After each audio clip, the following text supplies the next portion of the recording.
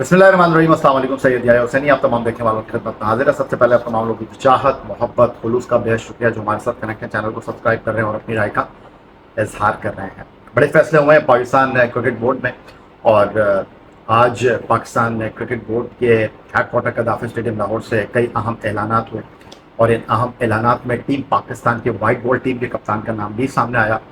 Wicket keeper Mohammad Rizwan को क़यादत के मनसब पर बराजमान किया गया है। एक मुश्किल, कठिन और चैलेंज से भरपूर सीज़न उनका बतौर कप्तान वाइट बॉल क्रिकेट में मुंतज़र है। रिजवान नाइब की हैसियत से बाबर आजम के खदमात अंजाम देते रहे और फिर ये मौका उनको मिला जब शाहीन शाह अफरीदी कप्तान बने, तब भी उनको नाइब कप्तान बनाया गया।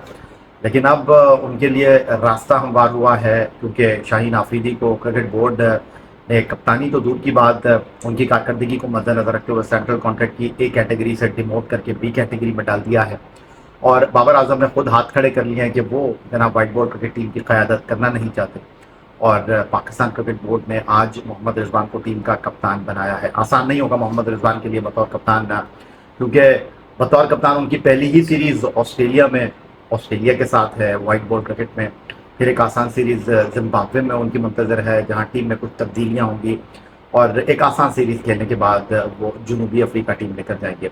जनूबी अफ्रीका से वापस पहुंचेंगे तो वनडे टूर्नामेंट है, ट्राई नेशन पाकिस्तान, जनूबी अफ्रीका और न्यूजीलैंड चैम्पियंस ट्रॉफी से पहले पाकिस्तान में मुकाबला करेंगे और चैम्पियंस ट्रॉफी में फिर मोहम्मद रिजवान टीम पाकिस्तान की क़यादत करेंगे। मुश्किल सीरीज़ है मोहम्मद रिजवान के लिए, मुश्किल फैसले किए हैं पाकिस्तान क्रिकेट बोर्ड ने और सीनियर खिलाड़ियों को सेंट्रल कॉन्ट्रैक्ट के हवाले से कई जगहों पर मायूसी का सामना करना पड़ा और अगर पाकिस्तान की टीमों का हम मवाजना करें जो कि ऑस्ट्रेलिया, जनूबी अफ्रीका और जिम्बाब्वे के दौरे पर हमें सामने नज़र आ रही हैं, तो इन टीमों को देखने के बाद आप ये ज़रूर कह सकते हैं कि टीम में बदलाव आया है, टीम में नए चेहरों का इंडक्शन हुआ है। लेकिन अगर आप थोड़ी सी गहराई में जाएंगे तो आपको इस बात का अंदाज़ा होगा कि ये वो नाम है जो कि पाकिस्तान क्रिकेट के सर्किट में, पाकिस्तान की मीडिया में, पाकिस्तान के सोशल मीडिया में ज़बान ज़द-ए-आम थे। लेकिन एक बार फिर माजी की तरह मौजूदा क्रिकेट बोर्ड ने कई पॉपुलर डिसीजन किए। टीम में जो बदलाव लेकर आया क्रिकेट बोर्ड, उनमें कई ऐसे चेहरे, कई ऐसे नाम शामिल हैं जो कि सरफेस के ऊपर हैं, लेकिन अगर आप उनकी कारकर्दगी को टटोलने के लिए जाएंगे, फर्स्ट क्लास क्रिकेट में उनका रिकॉर्ड देखेंगे तो आपको वहाँ पर खाली और सिर्फ खाली शीट दिखाई देगी। तो ऐसे में मोहम्मद रिजवान इस टीम को कैसे लेकर चलते हैं? पीएसएल में बतौर कप्तान मुल्तान सुल्तान उनका अच्छा एक्सपीरियंस रहा है। अब यहाँ पर एक बिखरी हुई मुश्किल सूरत हाल से दो चार टीम पाकिस्तान को उन्होंने उठाना है, संभालना है। शान मसूद की कप्तानी के बारे में अभी कुछ तय होना बाकी है और शायद जिम्बाब्वे, जनूबी अफ्रीका और ऑस्ट्रेलिया के दौरे जो हैं वो बहुत हद तक शान मसूद की लाइन को क्लियर करने में कामयाब हो सकेंगे कि शान मसूद टीम के कप्तान होंगे या नहीं होंगे। फ़िलहाल तो रिजवान के साथ नाइब कप्तान की हैसियत से आगा सलमान को पाकिस्तान क्रिकेट बोर्ड ने अपॉइंट किया है। मैं ये नहीं कहना चाहता कि मोहम्मद रिजवान के लिए बतौर कप्तान आगे चलना आसान होगा या मुश्किल होगा, लेकिन अगर सलमान अली आगा को मुस्तकबिल में पाकिस्तान क्रिकेट में किसी जिम्मेदारी को संभालना है तो फिर जनाब सलमान अली आगा को अपनी कारकर्दगी में तसलसल के मैार को बरकरार रखना पड़ेगा। पहले टीमों पर नज़र डाल लेते हैं जो कि ऑस्ट्रेलिया और जिम्बाब्वे के दौरे के लिए अनाउंस की गई हैं। कई नौजवान खिलाड़ियों को यहाँ पर मौका दिया गया और जैसे मैं आपसे बात कर रहा था कि आपको टीमों को देखने के बाद तो ऐसा लगेगा कि क्रिकेट बोर्ड ने कई नौजवान खिलाड़ियों को मौका दिया है, लेकिन जो सबसे इम्पोर्टेंट चीज़ है वो ये है कि तसलसल और क्रिकेट बोर्ड की पॉलिसियों में इस्तेहकाम आपको दिखाई नहीं देगा। ऐसा लगता है कि क्रिकेट बोर्ड के सरबराह सैयद मोहसिन रज़ा नकवी ने जो आपका पाथवे क्रिकेट है, जो आपका ग्रास रूट लेवल क्रिकेट है, उसमें 5 मेंटोर्स को जिम्मेदारियां दी हैं, जिनमें सरफराज हैं, जिनमें वक़ार यूनुस हैं, जिनमें शुएब मलिक हैं, जिनमें सकलैन मुश्ताक हैं, जिसमें मिसबाउल हक हैं। लेकिन वो क्या सोच रहे हैं और क्रिकेट बोर्ड का थिंक टैंक क्या सोच रहा है, ये बिल्कुल आपको कुछ अलग दिखाई देगा। और ऐसा ही है जो पाकिस्तान टीम का अनाउंसमेंट हुआ है चैम्पियंस कप में, जो कारकर्दगी नज़र आई है, क्या उन्हीं खिलाड़ियों को मौका दिया गया है? ये भी एक बड़ा सवाल होगा। मैं इस गहराई में नहीं जाना चाहूँगा, लेकिन जो सबसे बड़ा फैसला हुआ है वो ये है कि कप्तानी के हवाले से वाइट बॉल क्रिकेट की پشاور زلمی کے محمد حارث جو ہیں ان کا نام بڑا زور و شور سے لیا جا رہا تھا، لیکن ان کو پہلا جھٹکا لگ گیا ہے اور ایک وقت میں ان کو 2 جھٹکے لگے ہیں. نہ وہ سینٹرل کانٹریکٹ میں، نہ محمد حارث صاحب جو ہیں ان کو کسی ٹیم میں رکھا گیا ہے اور اچانک ان کو دودھ میں سے مکھی کی طرح نکال کر باہر کر دیا گیا ہے. پہلے محمد حارث کو اسٹیلینز کا کپتان چیمپئنز کا مشعل ملک نے بنایا بابر اور شان کے ہوتے ہوئے. پھر ابھی ایمرجنگ ایشیا کپ میں وہ ٹیم کو لے کر عمان گئے تھے، وہاں ہماری ٹیم جو ہے وہ سیمی فائنل میں نہیں جیت سکی. اور حارث صاحب جو ہیں وہ اب کپتان تو رہنے دیں، ٹیم میں بھی نہیں ہے. اور حسیب اللہ، میں بالکل حسیب اللہ کی ٹیم میں شمولیت کے حوالے سے یہی کہوں گا کہ ایک اچھا فیصلہ ہے. بٹ حسیب اللہ ابھی ون ڈے کرکٹ کے لیے میرا خیال ہے کہ ٹو ارلی ہے. اور یہاں پر ایک بار پھر ہم نے زیادتی کی ہے اسلام آباد سے تعلق رکھنے والے روہیل نذیر کے ساتھ، جو کافی عرصے سے انڈر 19 کرکٹ میں پرفارم کر کے پاکستان کی کپتان کی حیثیت سے کارکردگی دکھا چکے ہیں. ابھی ایمرجنگ ایشیا کپ میں انہوں نے پلیئر آف دی میچ کا ایوارڈ اپنے نام کیا. ان کو ہونا چاہیے تھا ون ڈے کرکٹ میں. پاکستان ون ڈے ٹیم میں ان کو رضوان کا اگر آپ نائب بناتے، اگر آپ ان کو ذمہ داریاں دے کر بھیجتے زمبابوے، تو I think that's wonderful idea. But ایسا ہوا نہیں اور اب اچانک جو ہے ہم سوئچ کر گئے ہیں محمد حارث سے حسیب اللہ کی طرف. پہلے او ڈی آئی ٹیم کی طرف دیکھ لیتے ہیں جو کہ آسٹریلیا جا رہی ہے. اس میں بابر اعظم کی واپسی ہوئی ہے اور بابر اعظم کی آسٹریلیا کی T20 سیریز میں بھی ٹیم میں واپسی ہوئی ہے. شاہین آفریدی کی بھی ٹیم میں واپسی ہوئی ہے. لیکن یہاں پر آپ نے بیک وقت 5-6 فاسٹ بالر ٹیم میں انکلوڈ کر دیے ہیں. حارث روف بھی ٹیم میں شامل ہیں. لیکن آپ کی جو مڈل آرڈر بیٹنگ ہے وہ ڈیپتھ دکھائی نہیں دے رہی. پھر شاداب خان کو دودھ میں سے مکھی کی طرح نکال کر باہر کر دیا گیا ہے. ٹھیک ہے ان کی کارکردگی نہیں ہے. اسامہ میر بھی ٹیم میں نہیں ہے. اسامہ میر کے علاوہ جناب آپ نے اسپن بالنگ میں جو ہے وہ انحصار کیا ہے اور آپ نے جو ہے وہ اسپن بالنگ میں جو ہے اچانک پورا فال جو ہے وہ نکل گیا ہے. کس کے نام؟ جی بالکل نکل گیا ہے فیصل اکرم کے نام پر. اچھے پرومسنگ اسپنر ہیں، موقع ان کو ملنا چاہیے تھا. لیکن اگر ان کے ساتھ کوئی سینئر کھلاڑی ہوتا تو اچھا رہتا. ان کے ساتھ کوئی سینئر کھلاڑی ہے نہیں.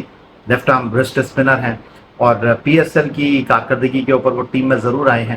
لیکن کیا وہ نواز اور عماد وسیم کی جگہ لے سکیں گے؟ کیا ان کے خلا کو پر سکیں گے؟ ایک بڑا سوال ہے. پھر اس کے بعد جناب آپ نے ون ڈے ٹیم میں کامران غلام کو رکھا ہے.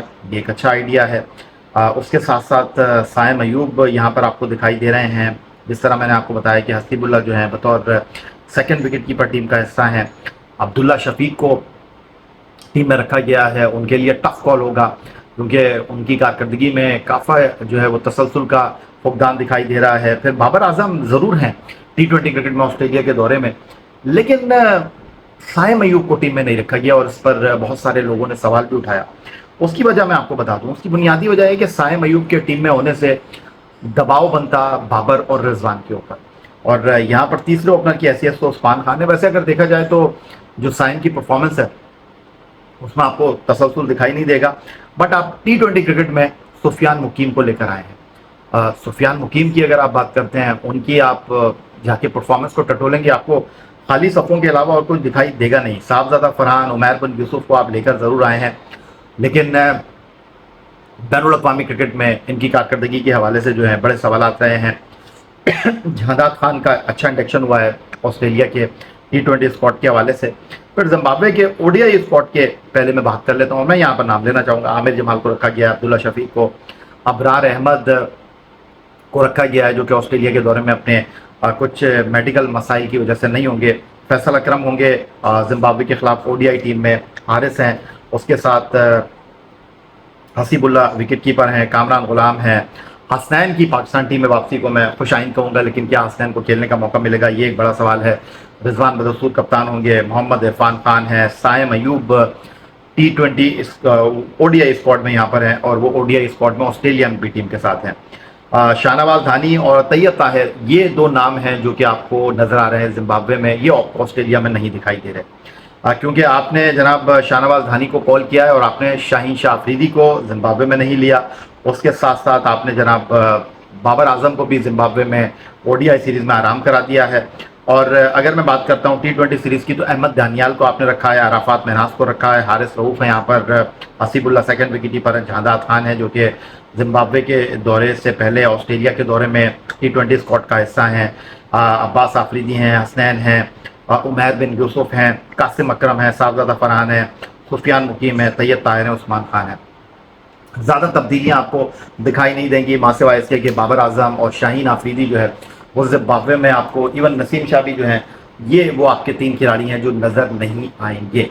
تو اب دیکھنا یہ ہے کہ پاکستان کرکٹ بورڈ نے یہ فیصلے تو کر لیے ہیں، لیکن آسٹریلیا نے بھی اپنے اسکواڈ کا اعلان کر دیا ہے، انہوں نے بھی تجربات کیے ہیں، انہوں نے مکس اینڈ میچ ٹیم کا اعلان کیا ہے. آسٹریلیا کا دورہ ہائی اوپنر ہوگا. یہ کہنا کہ ہم آسٹریلیا کبھی جیتے نہیں ہیں تو جناب آسٹریلیا میں زیادہ امیدیں لگانے کی ضرورت نہیں ہے. میں بالکل اس بات سے 100% اتفاق کرتا ہوں، لیکن انٹینشن، آپ کے کھیلنے کا انداز، یہ میں ضرور چاہوں گا کہ امپورٹنٹ ہوگا، ان دوروں میں اہمیت کا حامل ہوگا. اور کپتان رضوان کے لیے ڈیفینیٹلی میں یہ کہنا چاہوں گا کہ یہ صورتحال کیک واک نہیں ہوگی. ہاں، جس طرح میں نے بات کی کہ نسیم، شاہین، بابر آپ کو نظر نہیں آ رہے جناب زمبابوے کے دورے میں، ٹھیک ہے، اور یہ پالیسی اچھی پالیسی ہے، ہونا بھی چاہیے. ان دونوں دوروں میں آپ کو فخر زمان جیسا بڑا بیٹسمین دکھائی نہیں دے رہا. اب لوگ مختلف انداز میں گفتگو کر رہے ہیں. کچھ لوگ کہہ رہے ہیں کہ کنیکشن میٹنگ میں انہوں نے جناب کرکٹ بورڈ کے ٹاپ آفیشل کے آواز بلند کر دی تھی، ان کے فیصلوں کے حوالے سے کرکٹ بورڈ کے سربراہ سید محسن رضا نقوی کو شکایت کر دی تھی. پھر اس کے ساتھ انہوں نے بابر اعظم کے ٹیم سے، ٹیسٹ ٹیم سے ڈراپ ہونے پر جو ہے کرکٹ بورڈ کی اتھارٹی کو چیلنج کیا تھا، حالانکہ وہ معاملہ رفع دفع ہو گیا ہے. لیکن یہاں پر جو حقیقت ہے وہ یہ ہے کہ ابھی کچھ دن پہلے میں لاہور میں، جو لاہور قلندر کا ہائی پرفارمنس سینٹر تھا، اس میں فخر، شاہین، حارث موجود تھے ٹرائل کے موقع پر. بہت کام، بہت کول نظر آ رہے تھے فخر. ان کے حوالے سے اطلاعات ہیں کہ وہ اپنی تھوڑا سا فٹنس کے حوالے سے کام کر رہے ہیں اور وہ اپنے آپ کو مکمل طور پر فٹ محسوس نہیں کر رہے، اس لیے انہوں نے کرکٹ بورڈ کو ابرار احمد کی طرح جو ہے اپنی ان اویلیبلٹی کا پروانہ دکھا دیا ہے. ابرار آپ کو آسٹریلیا میں نہیں نظر آئیں گے، لیکن ابرار آپ کو زمبابوے کے دورے میں نظر آئیں گے. تو یہاں پر ایک بار پھر ہم وہی غلطی کرنے جا رہے ہیں کہ اچانک ہم نوجوان کھلاڑیوں کے اوپر انحصار کر رہے ہیں. لیکن ساجد خان نے جس طرح کی کارکردگی کا مظاہرہ کیا ہے، مجھے لگتا ہے کہ ان کو، آپ کو ون ڈے ٹیم میں رکھنا چاہیے، آپ کو ان کو موقع دینا چاہیے تھا. آپ ان کھلاڑیوں کو، فیصل اکرم کو ٹیم کے ساتھ رکھیں، بالکل ٹھیک ہے، لیکن آپ کو یہاں پر اچانک ان نوجوان کھلاڑیوں پر آپ ذمہ داریاں ڈال کر جو ہے وہ آگے بڑھنے کی جو کوشش کر رہے ہیں، اس پر آپ ڈگمگا سکتے ہیں، اس پر آپ پھسل سکتے ہیں. لگے آج جاتے جاتے کچھ سینٹرل کانٹریکٹ کو بھی میں ڈسکس کرنا چاہوں گا. اور سینٹرل کانٹریکٹ میں جو سب سے حیران کن چیز مجھے لگی وہ یہ تھی کہ بابر اعظم کو آپ نے ریٹین کیا ہے رضوان کے ساتھ سینٹرل کانٹریکٹ کی اے کیٹیگری میں. چلے رضوان جسٹیفائی ہو رہے ہیں کہ رضوان جو ہے وہ کیپٹن ہے وائٹ بال ٹیم کے.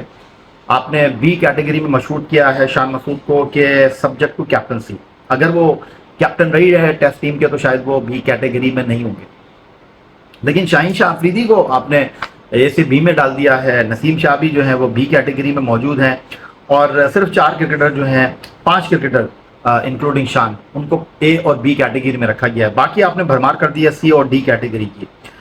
وسیم جونیئر ضرور شامل ہیں ڈی کیٹیگری میں، لیکن وہ کسی ٹیم کا حصہ نہیں ہے. آئی ڈونٹ نو ان کی فٹنس کا کیا معاملہ ہے.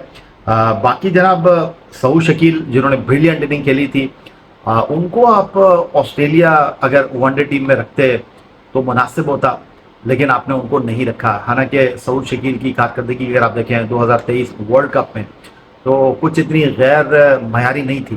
اگر معیاری نہیں کہوں تو غیر معیاری بھی نہیں تھی. تو اچانک ان کا ٹیم سے انخلا سمجھ سے باہر ہے.